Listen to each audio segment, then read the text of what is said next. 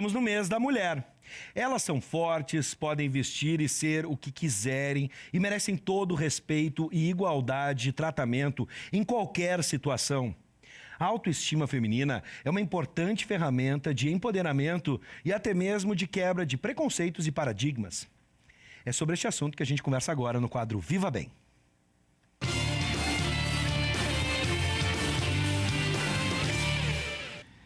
Com a gente a psicóloga especialista em saúde mental, Vanessa Trolleis. Seja bem-vinda. Obrigada. E também da professora de Estética e Cosmética da UBRA, a professora Jéssica Gabriele Marques. Seja bem-vinda, professora. Obrigada. Bom, vamos falar sobre o tema, vamos falar sobre a autoestima feminina. Bom, para a gente começar, Vanessa, as mulheres ainda se cobram muito em relação à beleza. E se isso acontece, existe uma explicação. A gente pode entender que, por exemplo, a pressão externa, a nossa sociedade ainda cobra isso demais das mulheres? Eu diria que não somente na beleza, mas como um todo, né? Acho que a gente é cobrada não só para a questão estética, mas como um todo geral, assim, porque a gente tem que ser perfeito em tudo. Né? A gente tem que dar conta, até mesmo na tua fala no início, né? Tem que ser forte, tem que ser guerreira. Isso é muito legal, mas depende muito do ponto de vista, de como a gente vai ver isso. É cobrado e aí a gente pode... E aí tem muito assunto pela frente, assim. Se a gente for ver ontem, por exemplo, no Dia da Mulher. Aí vem aquelas mensagens de que a mulher... Nossa, parabéns para todas as mulheres que são muito fortes, são guerreiras, que assumem uma série de papéis, mas aí isso cobra que a gente seja perfeita, que a gente seja mãe, que a gente seja profissional, que seja mulher, que seja filha, enfim, assume todos os papéis, mas isso cobra que a gente seja forte o tempo inteiro, que a gente não erre. E aí isso acaba que a gente não consegue. Ninguém consegue ser perfeito o tempo todo. Na verdade, a perfeição ela não existe. E nenhum gênero, né? Nem mulher, nem homem, isso nunca vai acontecer. E aí a gente começa a falhar. E na falha, a gente se cobra e começa a pensar, nossa, eu não sou perfeito, eu não consigo. E aí, se tu não consegue, tu não tem claro de que a gente é um ser humano falho, a autoestima começa a baixar.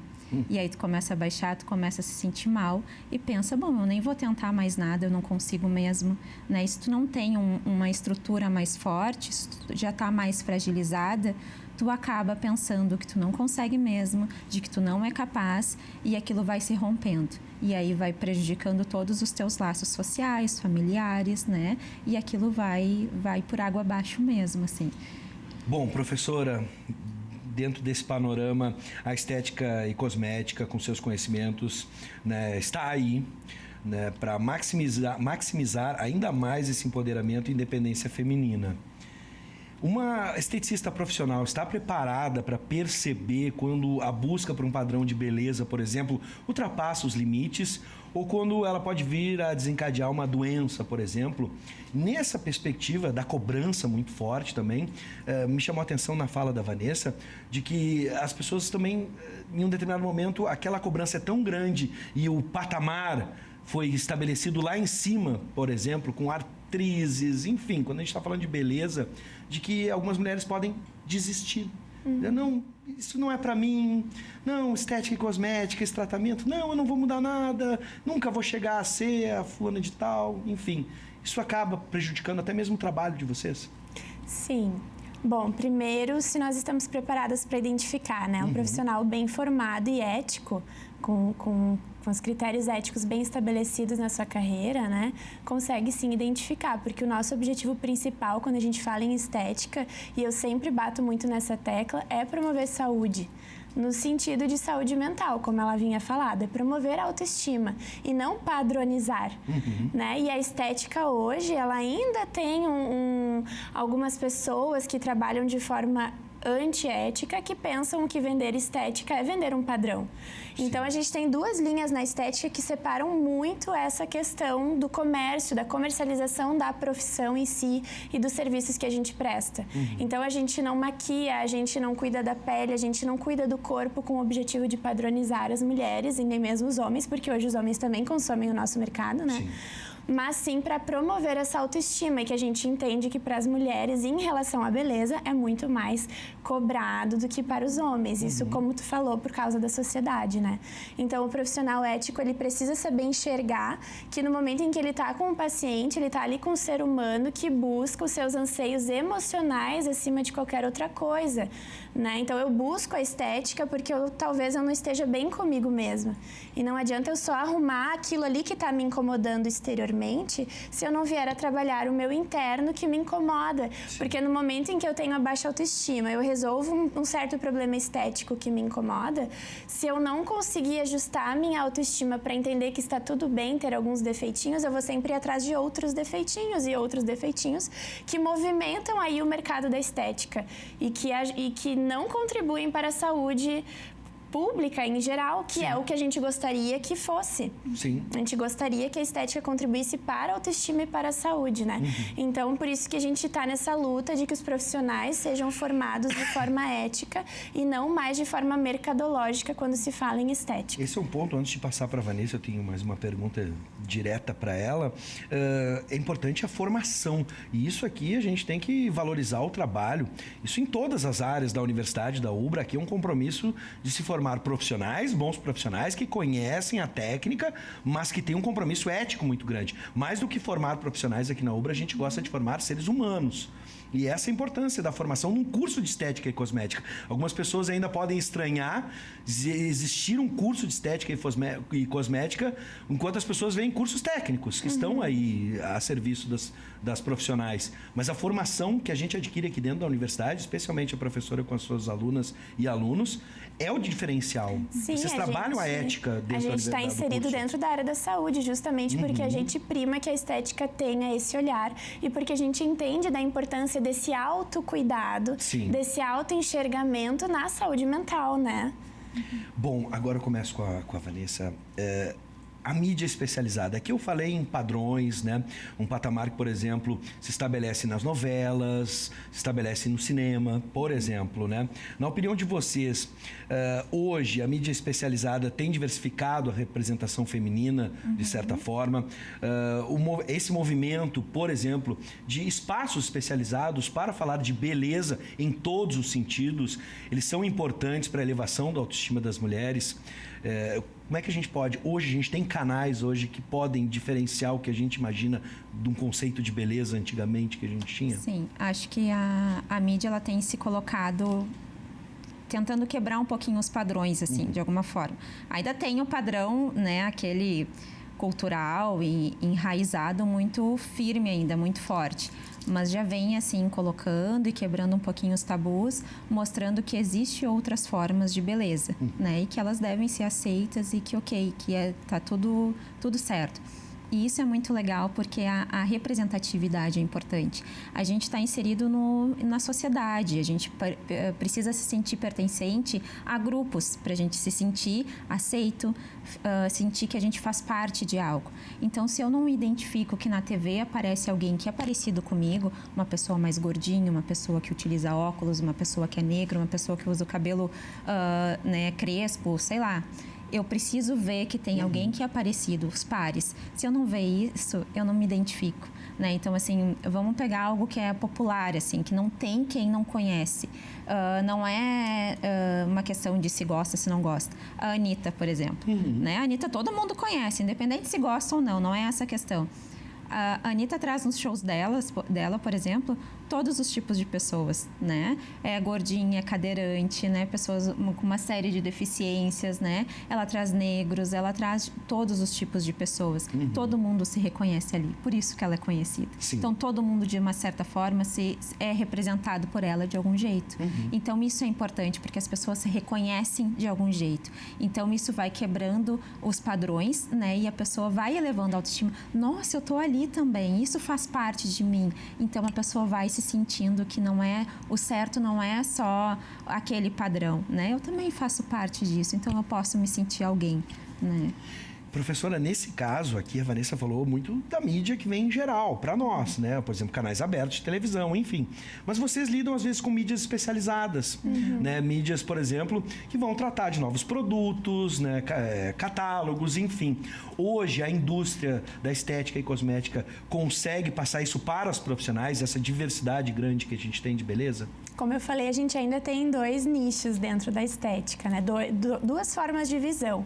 Mas sim, nós que temos essa formação e essa consciência, lutamos para que haja essa despadronização e que as pessoas entendam que a estética é saúde e bem-estar para si e não tentar se comparar, né? Normalmente as propagandas de produtos trazem uma modelo, não só de produtos como roupas também, enfim, trazem um modelo. O modelo é para mostrar como que aplica ou como que você vai ficar se usar o determinado produto, né?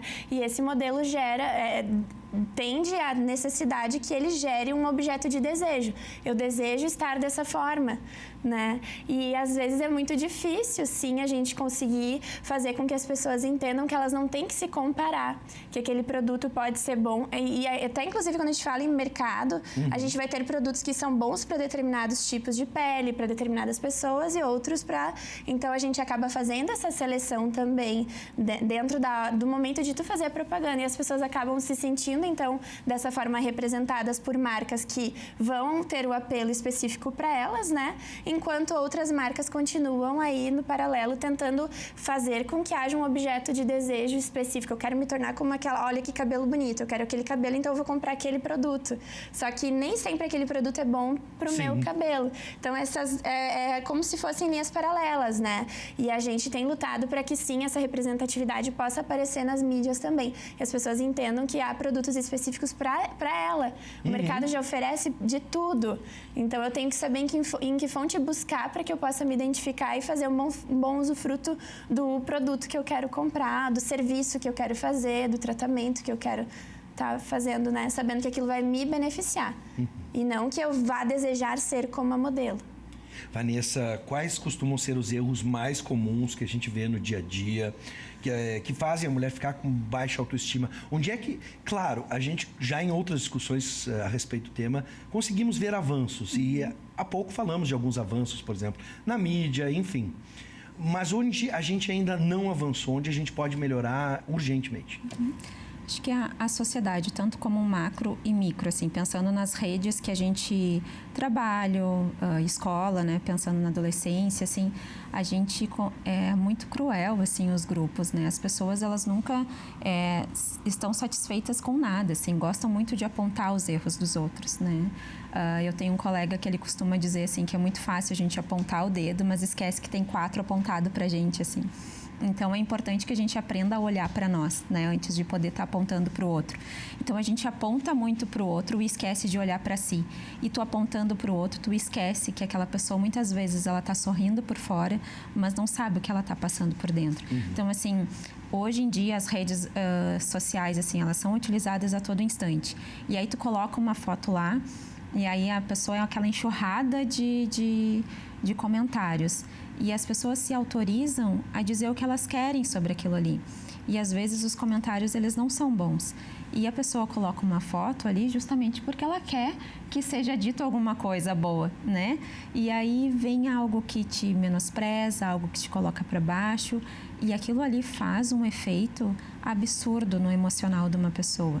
E parece assim que é uma bobagem, mas não é, né? Porque hoje as pessoas utilizam essas ferramentas para se sentirem alguém, para se sentirem olhadas, né? Então, assim, o maior erro das pessoas, da sociedade hoje em dia, assim, é se sentir autorizadas a invadir o espaço do outro, a achar que tu pode dizer o que tu pensa sem filtrar nada, sem achar o que tu vai estar afetando o outro, porque a gente afeta muito a vida do outro. E aí entra na questão do amor próprio, eu acho, né, que daí a questão da autoestima, assim, a gente permite que o outro faça o que quer com a gente, né? Eu posso dizer qual é o meu limite. Eu vou deixar tu fazer o que tu quiser comigo até certo ponto. Se eu souber o meu limite, tu não vai ter, né, o direito de fazer o que tu quiser. Agora, isso vai depender se eu me conhecer, né, do autoconhecimento, de eu saber o que eu mereço ou não, né? Se eu não tiver claro o que eu mereço, quais são os meus limites, a outra pessoa sempre vai me atravessar, sempre vai fazer o que ela quiser comigo. Então, é importante que a gente consiga fazer as nossas autorreflexões, né? Poder se conhecer para poder dar esse limite e não deixar que a sociedade invada tanto o nosso espaço. Bom, agora pensando também no mercado, e que a gente tem uma profissional, por isso estamos conversando a respeito, né, da autoestima feminina, essas transformações que estão acontecendo diariamente na perspectiva sobre beleza, sobre produtos, enfim, sobre representatividade especialmente, isso está transformando o mercado. Hoje a gente já consegue perceber novas linhas de produtos, uma abordagem, tu mesmo já citaste, na publicidade de uma maneira diferente. O mercado hoje está transformando aquela ideia de uma make, por exemplo, às vezes carregada, pesada, quanto mais melhor. Isso tudo está sendo transformado? Sim, com certeza a gente observa isso, e até essa questão da acessibilidade que as redes nos trazem, né? Das pessoas estarem buscando, terem a chance de buscar em fontes corretas, né? A gente sempre fala assim, ó, se eu vou seguir uma determinada marca de produto que não me representa, não tem por que eu fazer isso. Se um determinado perfil fala coisas que não me fazem bem, eu posso deixar de seguir e procurar seguir perfis que me fazem ter um bom enxergamento de mim mesmo. Então, a gente consegue fazer essa seleção para que não seja tóxico esse contato diário com as mídias, né? E sim, com certeza, a evolução dos produtos, como eu já comentei, das mídias, tem feito com que o mercado se movimente de forma mais consciente. Bom, meninas, para a gente fechar, se vocês pudessem dar algum tipo de dica, orientação para quem está nos assistindo, quando pensar na sua beleza, qual o primeiro passo que essa mulher deve ter hoje, ao se olhar no espelho, ao se relacionar com as pessoas, especialmente com a família. O papel da família pode ser muito importante nessa hora. Enfim, Vanessa. Primeiro, assim, acho que a primeira coisa que a gente precisa fazer é começar a pensar mais em si. Identificar, assim, o que eu mereço, o que eu quero para mim.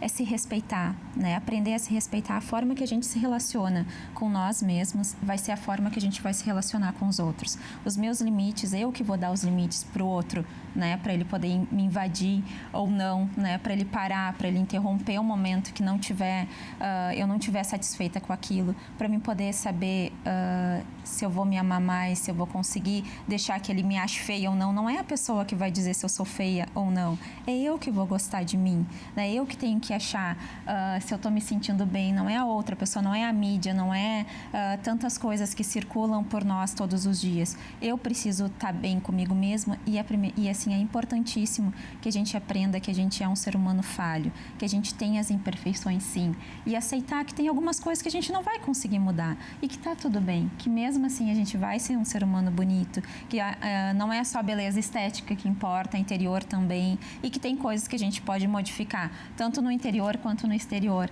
mas que a gente pode se amar mesmo assim, mesmo com essas imperfeições. A gente tem que se amar na sua essência. Bom, e para as outras mulheres, e aqui em especial para as profissionais também que lidam com a beleza, e os profissionais também que vão atender os homens, que também fazem o curso, têm técnica e vão atender outras mulheres. O que é fundamental para a gente colaborar nessa grande rede de autoestima de todos? É o olhar para si também, né, como ela falou, mas também olhar para o outro no sentido de não julgar. Agora falando para os profissionais e para quem consome esse mercado, né? Em primeiro lugar, olhar para si, porque sem uma autoestima consolidada, sem amar a si mesmo, a gente não consegue amar o outro, né? E aí, para amar o outro, é olhar o outro e enxergar as qualidades dele, entender que ele não é rival, que aquela mulher, ela não é mais bonita, mas também não é mais feia, que não existe o feio e o bonito, né? Quando a gente fala em beleza e, por exemplo, quando a gente compara o que é bonito e o que é belo, tem uma diferença grande. O belo, ele é uma essência de um ser completo. O bonito é só uma aparência. E quando a gente fala em sociedade, em convivência e até em amor próprio, é o que a essência é que torna belo. Tem até uma frase que muitas pessoas falam que ama o feio, bonito lhe parece. Sim. Tenho certeza que todo mundo já ouviu falar, né? Então, o que é o belo mesmo é a tua essência. E se tu for olhar para as pessoas e tentar não enxergar mais somente a casca que ela carrega, enxergar quem ela é por dentro, tu vai conseguir fazer com que toda a sociedade seja melhor. Tu vai plantando no coração das pessoas ao teu redor essa nova visão de não enxergar somente a aparência física, de enxergar o que tem lá dentro, que pode vir para fora. Na verdade, a gente revela muito sobre quem a gente é lá dentro na nossa aparência física, né? Então, no momento em que eu acordo, eu me arrumo, eu escovo os meus dentes, eu penteio o meu cabelo, eu posso até passar uma maquiagem ou não, mas, na verdade, eu tô mostrando um pouco sobre quem eu tenho aqui dentro, né? Então, eu preciso enxergar que aquela pessoa, talvez ela não está tão bela aos meus olhos, mas ela tem lá dentro dela algo que é muito belo e que eu posso ajudar ela a trazer aquilo para fora. Entende? Sem dúvida. Eu posso ajudar a orientar ela como ela se enxergar mais bonita, como ela conseguir valorizar a beleza que ela tem, que não é só externa, mas que no momento em que ela entender essa essência dela, ela vai trazer para fora através de beleza. Se reflete, o meu amor próprio se reflete no espelho em forma de beleza, né? E eu acho que essa visão mais empática do ser humano, e as mulheres também, que por um conceito histórico sempre tiveram uma certa competitividade entre si, né? A gente quebrar com isso, entender que a gente é irmãs, nós somos iguais, todos iguais, a gente merece o mesmo espaço, a gente merece tudo igual, não tem ninguém melhor do que ninguém, e isso vai fazer então com que nós possamos auxiliar as pessoas a entenderem o real sentido da beleza e até o real sentido da vida, né? Porque sem o outro a gente não vive. Bom, me corrijam se eu estiver errado, mas da nossa conversa o que eu pude perceber é que muito antes da gente pensar em um produto ou uma técnica ou até mesmo em uma profissional, a gente tem que pensar em saúde mental quando fala em beleza e também cosmética, enfim. Estética, com certeza. Sejam sempre bem-vindas. Muito obrigado obrigada pelas informações e pelo bate-papo que a gente teve aqui. Vanessa Trolleis, psicóloga especialista em saúde mental, e também Jéssica Marques, professora do curso de Estética e Cosmética da UBRA. Sejam sempre bem-vindas. Muito obrigado. Obrigada. Muito obrigada.